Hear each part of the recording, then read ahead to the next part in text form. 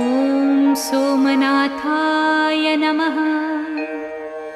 ॐ मल्लिकार्जुनाय नमः। ॐ महाकालेश्वराय नमः। ॐ ओंकारेश्वराय नमः। ॐ वैद्यनाथाय नमः। ॐ भीमशङ्कराय नमः। ॐ रामेश्वराय नमः। ॐ नागेश्वराय नमः। ॐ विश्वेश्वराय नमः।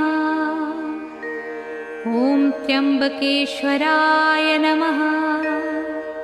ॐ केदारेश्वराय नमः। ॐ भुस्मेश्वराय नमः।